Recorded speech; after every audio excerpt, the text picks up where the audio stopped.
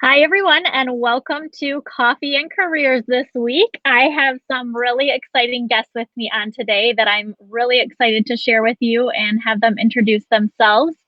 As always, my name is Erica O'Toole, your usual host on the program, and I am an assistant director in the Career Development Center. I supervise our first impressions and our outreach programs, and I work with our College of Education and Human Services as well as our global campus students. As usual, at the top of every coffee and careers, we always discuss what type of coffee we're having and what mug we have. So, you guys know that I always have a different mug, which is a little crazy. I have a very large collection, but today I have my cool mom cup. So I have a little 2-year-old, and this is my Rae Dunn mug. I love Rae Dunn. So she does a lot of household products, and I'm a little obsessed. I always have to buy like every mug she has. So I'm on campus, which is super exciting. And I went to Starbucks today. So my coffee is an iced coffee with oat milk, which I have been trying. It's a little different, but I really like it. So, as usual, I'm going to hand it over for introductions from my other guests here, but please ask us questions throughout. We want this to be a chance for you guys to get your questions answered. But today we are featuring the program Outdoor and Environmental Recreation. So you can see our really cool background here, which we're going to get to talk about. But I'm going to let Jamie go ahead and introduce herself from here. Absolutely. Hi, everyone. My name is Jamie Story, a frequent visitor with Erica. Love these sessions. And I am the Director of Student Services for the College of Education and Human Services. So I oversee the academic advising units. We've got 9 academic advisors, and we are always here to help if you have any questions about your program. And I have also a family mug. So I am a mom of 3, and I got this little mug with a bunch of pictures from the last year of my kiddos for Christmas. And I am drinking just regular coffee with Italian sweet cream creamer. And so I will let our wonderful faculty from the Outdoor and Environmental Recreation program introduce themselves. Bob and Lynn, do you want to go ahead and introduce yourselves? Hi, I'm Bob Dvorak. I'm a professor here at Central Michigan University in the Recreation, Parks, and Leisure Services program. My area of interest in teaching is natural resources and wilderness. So working with visitor use in backcountry areas and dealing with the uses that we have across all the different protected areas, both in the U.S. but also internationally as well. We're coming to you from our Adventure Center here on campus. So this is one of the facilities in our program where we're able to work with students doing team building, program delivery, educational training, working with youth groups and student groups in leadership activities, and in general, just a good teaching space as we try to have a very much applied and hands-on program. As for what I'm drinking, Lynn and I have the actual matching cups today. So usually we always have a Yeti cup. We're a little bit snobbish in our brands, I guess. So my coffee was actually in my other Yeti cup, which was my green one. So this is my dedicated Yeti water cup. So we switched to that for today.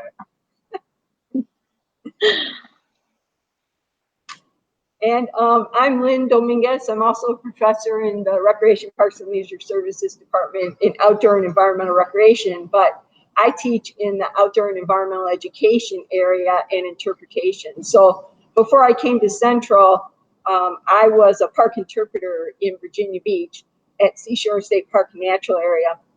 So I was leading all kinds of groups and nature hikes and evening programs and junior ranger programs and critter kids, and teaching people about the Chesapeake Bay. So my husband and I, he retired from the Navy. We came back to Central to get my master's degree and then just never left.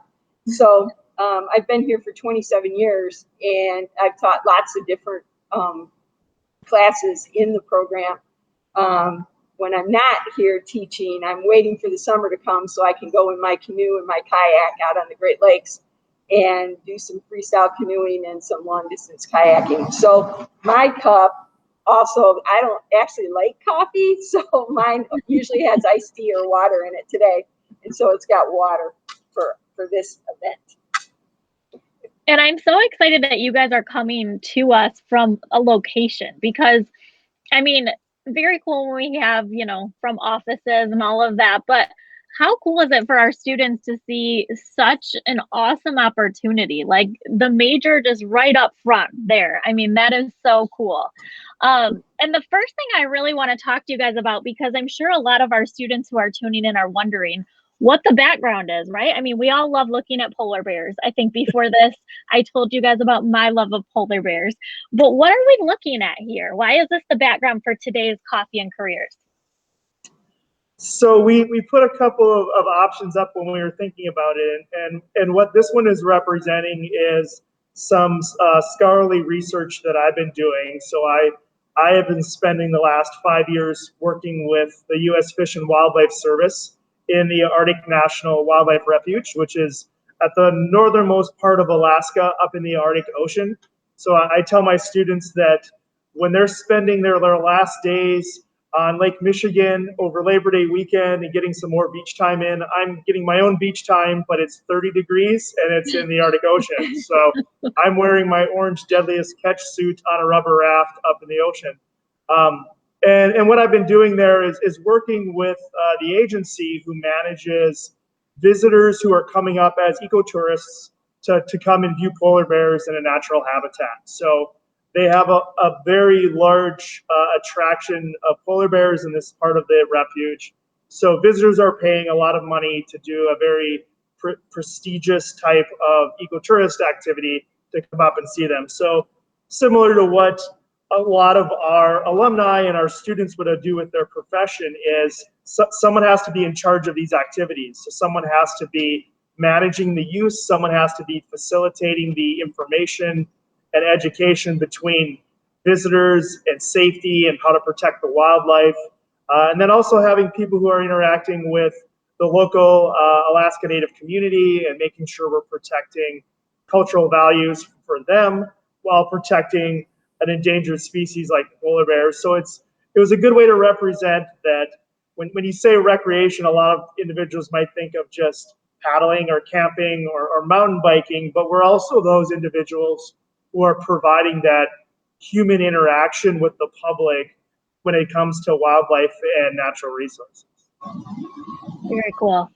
And I think that we always talk about how CMU is such a cool place because our professors have so much experience out in the field. I mean, this just shows that, right? You guys, both of you have already talked about how you're out there and you're doing these things and you're bringing that back to the classroom. And this is such a prime example. So I love that you shared this, and I love that this is our background and we get to look at polar bears while we're talking. How cool is that? Okay, so we have a couple questions that we have pre-written, but again, if any of you out there that are watching this have questions, please feel free to write those in the chat. I'm monitoring that, and we'll feed those to Bob and Lynn, and they're more than happy to answer those for you. So I think we already know why we would want to go into this degree with only the first couple minutes here, but why should students pursue an outdoor and environmental recreation degree? Well, it is a passion that you have for the outdoors and for the environment. And unfortunately, a lot of students, when they're in high school, only get introduced to the STEM fields. And the part that we play isn't so much chemistry and biology as it is helping people to enjoy the outdoors. So if students have a passion for that, they want to be outdoors, they want to help to protect and conserve natural resources, then there's probably a position for them waiting out in the wide world. Outdoor recreation is extremely diverse, and that's represented in our program with all the different classes that we have. So we try to prepare students for at least the basics for being able to take people into the outdoors, teach them about it, keep them safe, and then also protect and conserve natural resources. And I think too, it's a way to represent, again, the diversity or the breadth of the options in the field. I often will tell students that, just as Lynn mentioned, when you look at those STEM fields and you believe, I want to be the wildlife biologist, and that's what my undergraduate degree was in wildlife biology. But if you look at the Michigan DNR or other levels of government, they don't hire 45 wildlife biologists, they hire one. Or one soil scientist or expert when it comes to forestry management. So it's a very defined field when you're looking at that, versus when you think of the outdoor recreation field, maybe that's the conservation officer, maybe that's the interpretive ranger at a national park, or maybe that's the private business owner who's renting out kayaks and canoes to go into the rivers at Sleeping Bear Dunes National Lakeshore. So it's a partner within the industry versus saying it's a specific position that you're trying to seek out as a job. Instead, you're seeking out a career instead of just a job description. Absolutely. Yeah, that's a really amazing answer. I love that it's more about a long-term career and passion than just like, this is the one thing that I will do for the rest of my life. So that's fantastic. So kind of going right along with that, how can a student turn their passion for the outdoors and the environment into a career using the outdoor and environmental recreation degree? I think the way you're able to do that is with the curriculum that we've set up. We're very focused on having the concepts and the skills be around education, programming, leadership, and management. So you have those core competencies that you are able to understand. You pair that with a minor that's going to give you additional experience and content ability. And then you're able to go say, where do I want to go do all of this? So whether it's in the parks, whether it's at a camp, maybe it's internationally, and we have a student who's now running an eco village down in Costa Rica. Like, that's how they took their skills to go do something. So it's using a skill set to then follow what you're most excited about in the industry, instead of finding a defined career path of where you're going to be. And you can enter the field with a bachelor's degree. So unlike a lot of the sciences, you don't have to then go on and get a master's degree. You can enter right in with the bachelor's degree, which also means that you need some experience. So our 30-week internship that most of our students do is one of the longest in the industry. None of the other universities have a 30-week internship. And we try to match you with your particular interest in the outdoors. So some students will split that internship in two and do 15 weeks maybe at camps and then 15 weeks with the state parks, depending on where they see themselves with an interest area. So there's a lot of these programs that don't tell students that you have to go on for a master's degree to get anywhere. But ours isn't like that at all. So you can work your way up with that bachelor's degree. And as soon as you get to campus, you can start taking our classes. You don't have to wait. That's so awesome. And we see, internships are it's such an integral part of then entering the workforce. And so the fact that, like you guys said, that we're one of the big programs that does the internship within this industry, I think is such a benefit for our students. And I know you mentioned the international experience as well a little bit.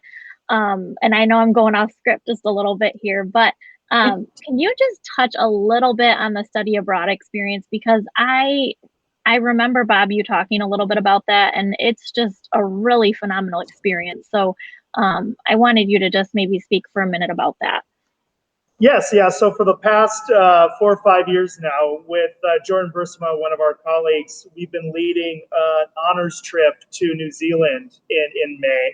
So it's a 2-week trip where we go to the South Island of New Zealand, and we kind of picked that as a location for several reasons. One, we were like, why would you not want to go to New Zealand? Like, it's like, if I can pick a place to go, where can you go? And we both said there. But it's it's a location where they value conservation and sustainability as part of their national culture. So we were excited to go there. And what we do with the students, starting early in the semester, before we even leave, we start talking about the cultural values that will be there. We start talking about what backcountry use and camping might be like. We're always excited where we've had students who it's their first time on a plane. It's their first time sleeping in a tent. It's their first time leaving Michigan sometimes, so Wow. to leave the Detroit airport and fly to New Zealand and then be on a mountain in a tent, we set the bar pretty high for the rest of your life experiences. But what we do with them is, we spend a long time backpacking and kayaking and spending time out in the resources, where we travel as a group, and it's much more of a family experience than it is a classroom. So we're using the natural environment as the classroom. So students are the leaders for the day. They plan the itinerary in certain senses. They're doing peer teaching on environmental ethics and skills.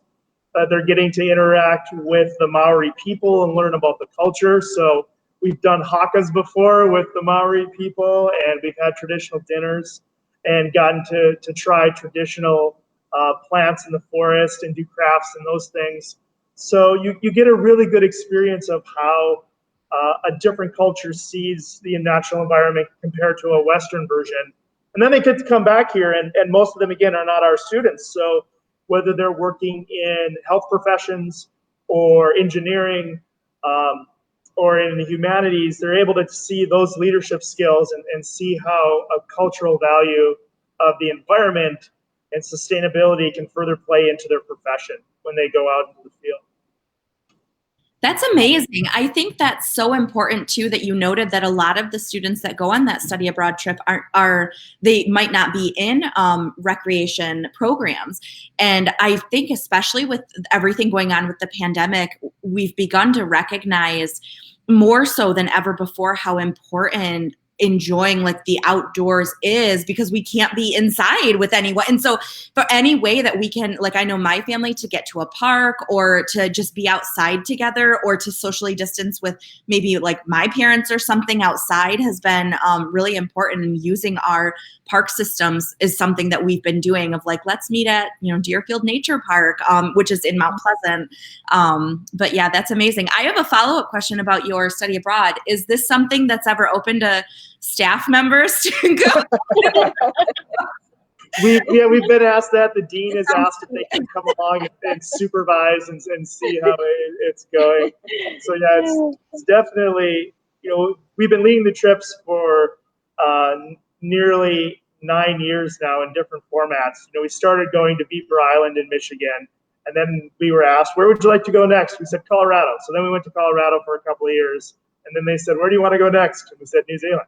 So what's next? We've kicked around places like Patagonia or Costa Rica or other places, but I think it demonstrates that the learning objectives and the activities that the faculty want students to experience can happen in a number of places. We're not confined to, you can only do this in a certain setting. It has such broad appeal that it applies to a diversity of inclusion in all those kind of characteristics. That's amazing. Yeah. Go ahead, Erica. Jamie, we might have to take this live on location. I know. May of next year. Yeah. And I do think, like you had said, like you're literally outdoor recreation, kind of like the world is your classroom. I mean, anywhere you go to Colorado, you go up north, that's really amazing and something fantastic for individuals who are considering this degree, or who maybe have never heard of it before, to think about like this. It really is that anywhere in the world could lead to a career in outdoor recreation. That's amazing. Absolutely. And I think my next question has kind of already been answered, because literally anywhere, but I'll ask it anyways. Where can I work with a degree in outdoor and environmental recreation? Well, I would say we have alumni scattered all over the United States, but also overseas too. But some of the examples are places like the Forest Service here in Michigan, but also out in Utah or out in Alaska, where they're working They might be working with fisheries. They might be working with wildlife. They're doing environmental education programs in nature centers across the United States. We have students that work in zoos as zoo educators, so they're not necessarily the zookeeper. They're the ones that are doing the birthday parties for kids, or they're doing the walks around and talks around the area. We have a student right now that her main job is search and rescue, and she fought fires all summer out in the West. And she also directs bear jams in Yellowstone sometimes. So she's doing all those kinds of things. We have another brand new alumni that spent her summer leading whitewater rafting trips and is now leading snowmobile trips in Colorado. So, and then they're working in the traditional places like conservation officers in all of the states, in the state parks, in the national parks. And there's a wide range of different jobs and career possibilities within them. Used to be, it was really sad. Outdoor recreation was pigeonholed into this idea that we only worked in camps or park rangers cleaning toilets. And that is so far from the truth of what the diversity of jobs are that our students are picking up.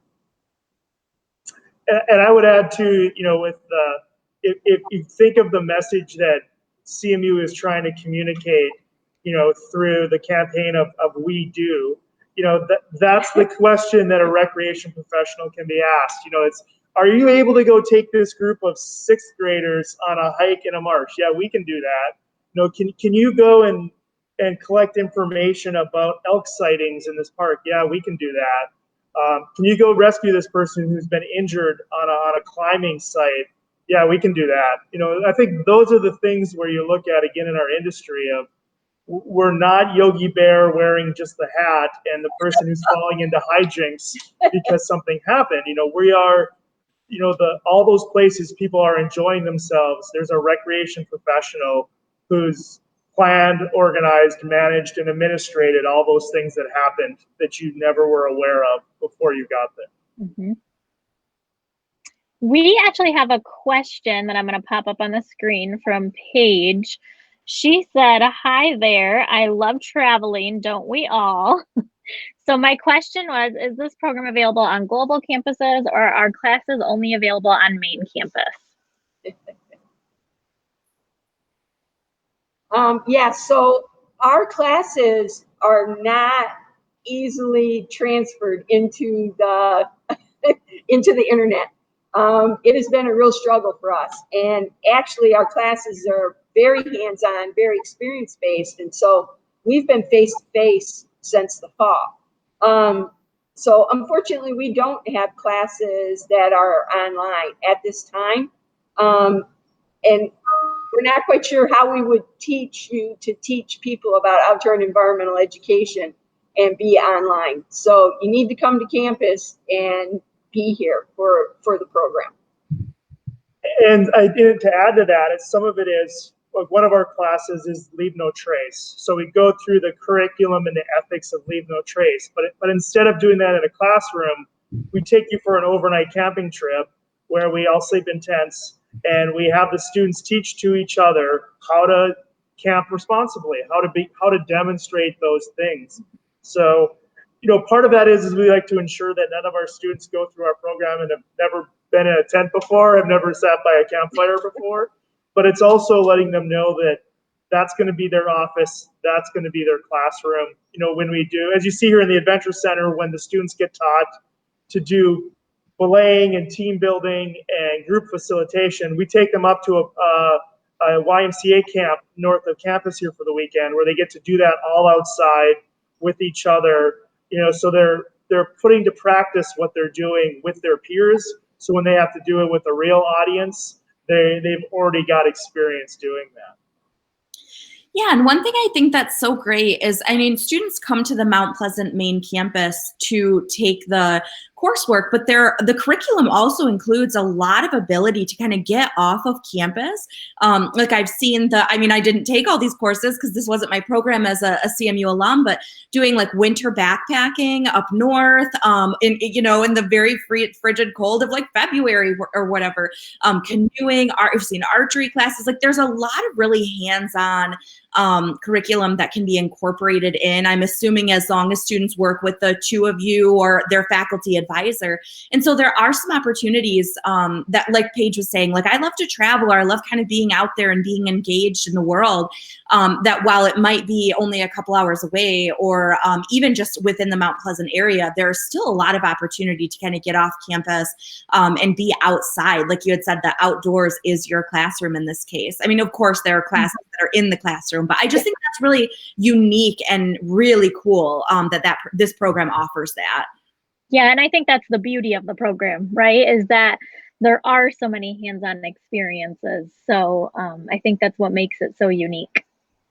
And for example, think about our wellness days. So the student planning board came to us to figure out what to do with students for wellness days. So we've already done snowshoeing that was immediately filled up. And then we had put 80 students through our climbing wall and zip line on our last wellness day. So those are all part of the things that students are looking for stress relief and leisure. And as an outdoor recreation professional, you get to provide those then and to help people use their leisure in a responsible way. Gosh, and that is so needed right now. Yeah. Okay. Oh, I think Jamie might have froze up there for a minute. Oh, there she is. Sorry, it wasn't that important. I was just saying how important it is. Yeah, that we do provide that leisure activity. And I think now more than ever, right? Like it's with everything going on in the world, it's really nice that you're doing that service for the entire CMU campus. And so it's just amazing. I am ever impressed with the Outdoor and Environmental Recreation Department and all that you offer. Jamie, I think you have another question for them. Yeah, absolutely. So if I were a student wanting to look into this program, how would you answer the question, how can I best prepare myself for a career in outdoor and environmental recreation? Okay. So what we always advocate for our students as soon as we can get a hold of them and sign their major is that they need to use their summers wisely. So we have a whole list of job opportunities during the summer working in the field because, yeah, we can provide all the academics, but it's that experience that makes the difference. And our program is really structured towards professional development and certifications. So just like the Leave No Trace class, you get certified as a Leave No Trace trainer. That never goes away. It's a national certification as part of the class. The same with wilderness first responder. As long as you pass all of the tests and the practical application, we have a class where you can get 3 credits, become a wilderness first responder, and then that's your ticket into adventure education, being a health officer in a camp, working with a smoke jumper unit, and you're the medical person on the ground with them. I provide a whole bunch of environmental education, professional development opportunities for students. And I really encourage them to save a little bit of money because they cost a little bit. But then on a Saturday, I might have a group of students here. We're learning all about Project Wild or Project Learning Tree. And they go away with not only the books, but also the knowledge and a certificate that says that they did that. And that kind of stuff goes on their resume. Before you get to Central, if you're a high school student thinking about this, you can use your summers wisely too. Instead of working at the local ice cream shop, call the DNR and tell them you want to work in the state parks, or you want to work with kids at a nature center and go and volunteer or work in those places, and that builds your resume. And Absolutely. I completely agree with Lynn. Those are the things where, or it's find that experience where you can go on an outward bound field trip, or you can spend some time, if there's a workshop or a sleepover camp where you can spend some time doing those things. All those things that get you out into the field are also going to help you understand then where you feel you're best going to plug into that whole discipline. So are you working with the kids, or are you the person who would love to be solo backpacking in the Rockies, going campsite to campsite, checking on backpackers to see if they're doing okay. So you can use your personality, you can use those things that are part of you to find out, like, this is where I can best feel like I'm having an exciting and an impactful and fulfilling profession by trying all those out. Absolutely. It's all about experience. And I mean, that's what we tell students every day in the Career Development Center, as much as you can expand your experience to show those future employers. And I think this department is such a great example of that. So that's awesome. I have one more question before we wrap things up. Where are internships available for outdoor and environmental rec? I know you guys talked about it, but maybe you can discuss a little bit specifically where you've seen students. There, like, as we kind of have been mentioning, it's, if people are recreating there, we can have an internship there. So we have our own internship office, the Center for Leisure Services, that works with all these different sites to establish agreements and establish relationships so we can have students there. So if we want to kind of work our way out, Michigan, we've been at the Adventure Discovery Center in Detroit, to Sleeping Bear Dunes, to Isle Royale, to working in probably, almost all of the state parks at the state level, or the nature centers and the summer camps, to Yellowstone, Yosemite, Grand Canyon, Zion, and then places like Costa Rica, the Caribbean. We had a student do their internship filming dives for a scuba diving company in the Caribbean. Wow. To New Zealand, to Ireland, to South Africa. If there's an opportunity to work with the public around education, resources, and recreation, we can find an internship for somebody. That's so awesome. I mean, talk about different types of locations literally around the world. So that is really phenomenal. Very cool. I know I've learned a ton just in this short half hour. So I so much appreciate you guys joining us today. I think this probably helped so many students who probably did kind of maybe have that stigma about the major as well, or just didn't know a lot about the major. And so I think that's the beauty of having a lot of these sessions. I really enjoy learning myself about the majors. And I've enjoyed looking at the polar bears. I've enjoyed spending time with you guys. And so I really appreciate you guys joining me. Do we have any last minute thoughts that you guys have to share? I just say, every time you see one of those Pure Michigan ads, just remember that's our natural resources, and somebody's got to be managing them, administering them, and educating about them. So if you like the outdoors, come to CMU in our outdoor program.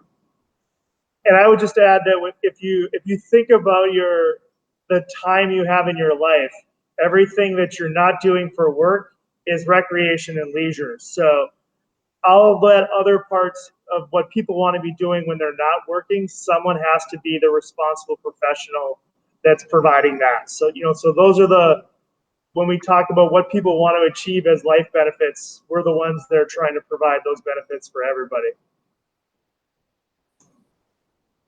Jamie, do you have any last minute thoughts?